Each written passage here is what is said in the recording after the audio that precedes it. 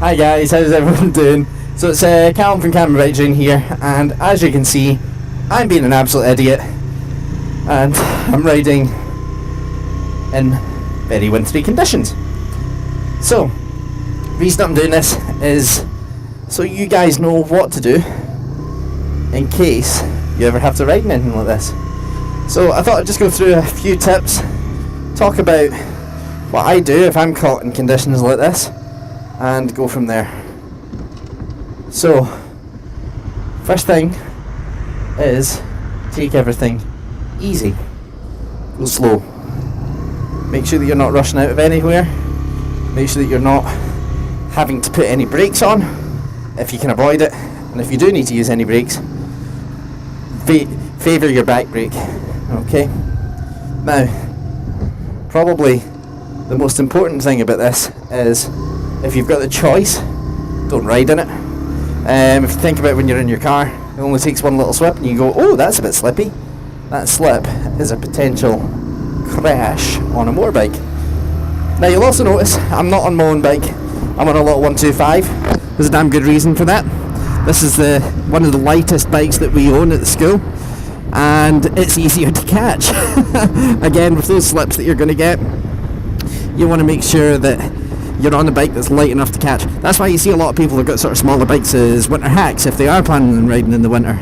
There's other reasons as well. I mean, if you think about it as well, all the salt that's on the road at the moment, I certainly wouldn't want to be taking a bike out, or certainly my bike, out in all this salt, because it's going to do a lot of damage. So I certainly wouldn't want to do that. Other things to be aware of when you're riding in wintry conditions like this is the glare of the sun. So if you think about when you're riding along, okay, in the winter, you've got a much lower sun than what you have in the summer. So therefore it's going to get in your eyes a lot more. So you want to make sure that you're not getting any of that glare in your eyes. You can see it up there. And make sure that you've got something to help protect your eyes and keep your vision okay, so that you can try and plan ahead and look far ahead as you can. It's like, for example, here I'm already looking up at these cars that are stopped here, and I'm starting to ease off already, so that I'm hopefully not going to have to use any brakes, or certainly very little. So that's, for example, my brakes coming on now, and I'm just rolling to a gentle halt. So braking, slowing down, deaccelerating a lot earlier than what I usually would. Okay, and again, the reason being is when you're in snow, ice, any slippery conditions at all, you want to put as little change into the bike as you can at one time. So you want to try and do everything as gradually as you can. So the idea behind that is, if you're going to accelerate very smoothly, and accelerate as gradually as you can. You're not going to, for example, just open up the throttle and go up your gears like you would if you were opening up on straights in a summer day. The other thing as well is, when you're turning, you don't want to be putting as much of a lean angle on, because you're going to have less contact with the road. Less contact with the road means more chance of washing out and slipping. The other thing as well with that is, same with the braking, as I was saying, you want to go as easily with your braking as you can. You don't want to be hooking the brakes on and really going for it. Now, another little point to put over here with regards to riding in the winter as well is what gear you're wearing. I talked about sort of eye protection there, but I mean, when you're talking about gear that you're wearing, wear stuff that's warm.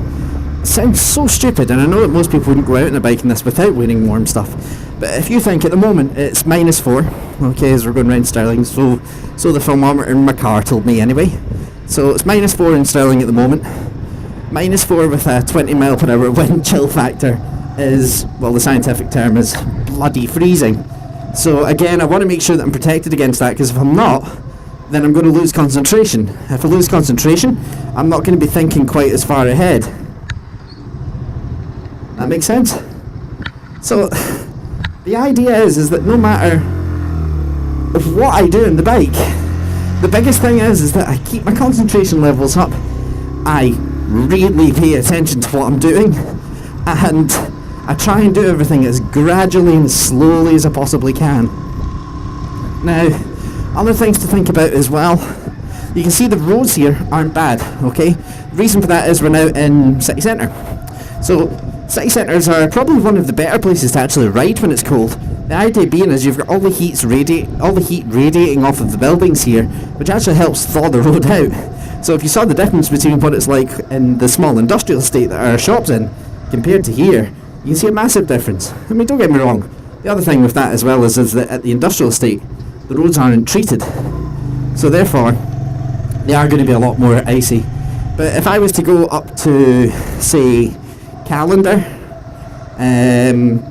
anywhere up there, then the roads are going to be a lot worse, because the roads are going to be colder, because you've not got this radiating heat coming from all of the buildings here. The other thing as well is, with the increased traffic flow, the actual heat of the engines in the cars help thaw out the road.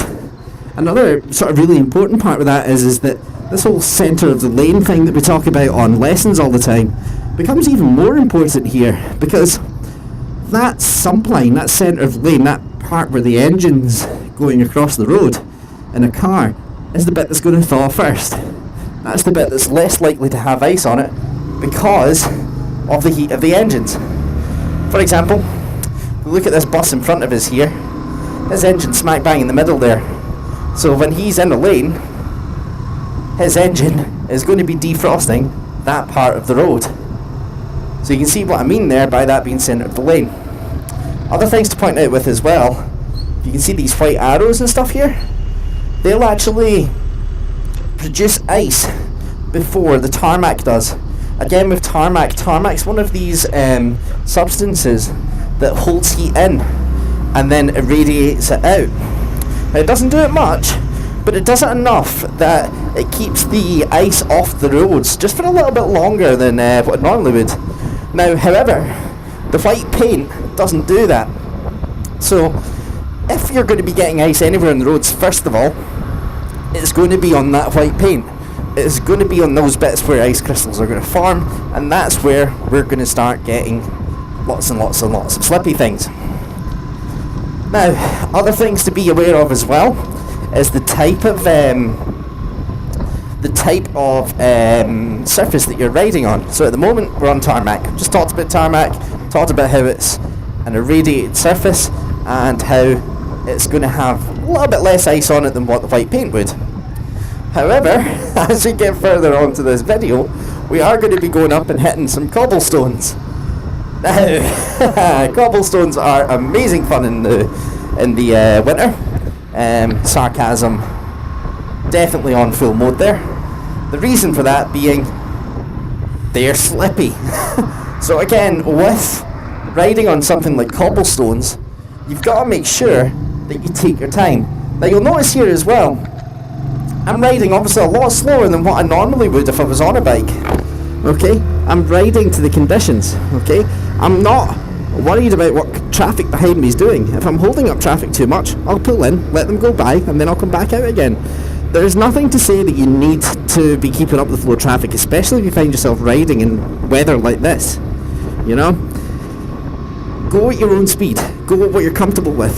I can forward plan a lot more than what a novice motorcyclist can, so therefore, I can probably go a little bit faster than what most can.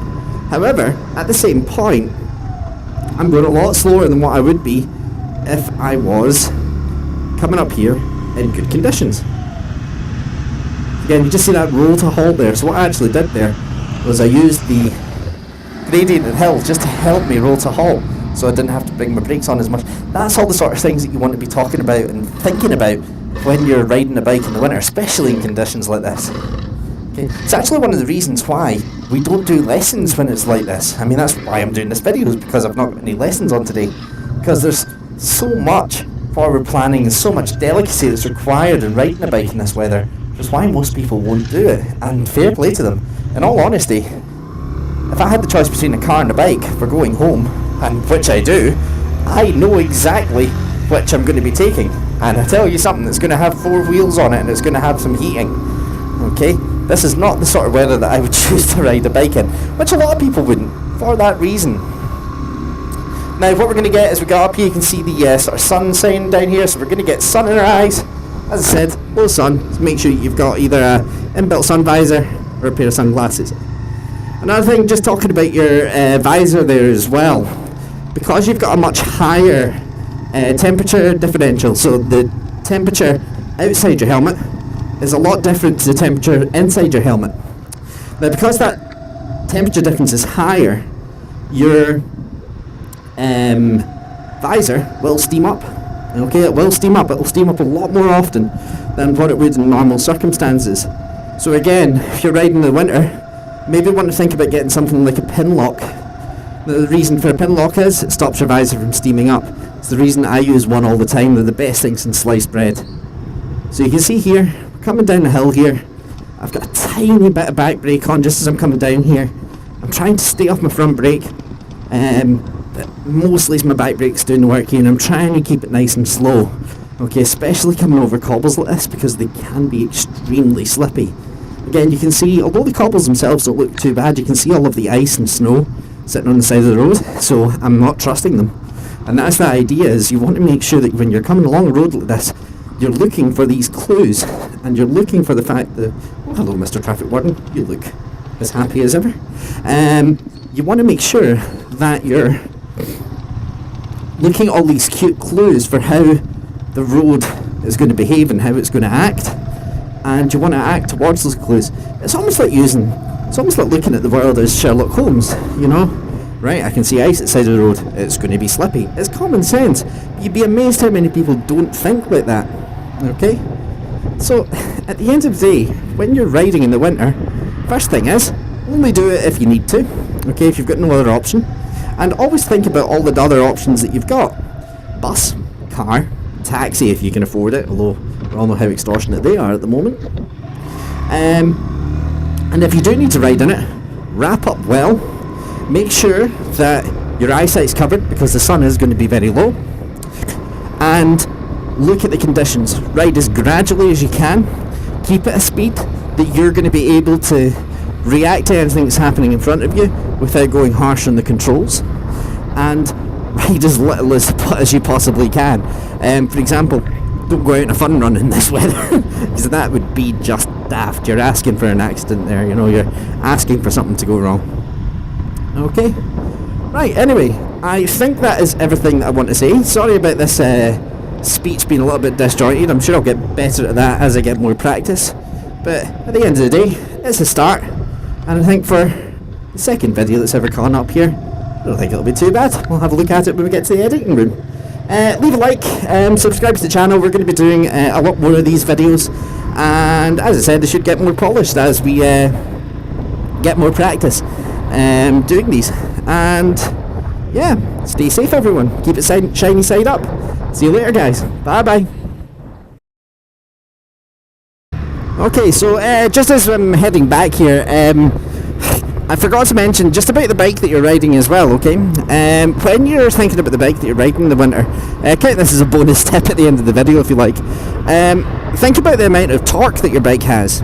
So, for example, if you think about the bikes that we have in our shop at the moment, okay, in our fleet, in our training school, we've got obviously these little 125s, which do not have a lot of torque at all, which makes them actually quite handy for riding in snow and ice. The only thing that's a disadvantage about these is the fact that they've not got knobbly tyres on them. However, my KTM, for example, which you'd think, oh, KTM, great, an off-road bike.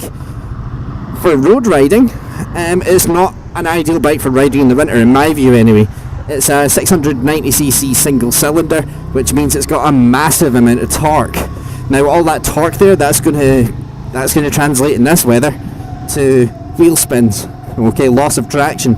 You want to try and put the torque on and your acceleration on as smoothly as you possibly can. You don't want to be going crazy about it and obviously losing your control. Okay, so keep that in mind as well. If you do have a choice of bike to take, always take the softest one. Doesn't have to be the slowest, but certainly the softest one, because at the end of the day, you do not want to be riding something quick in this. Right, and on that note, I will see you later.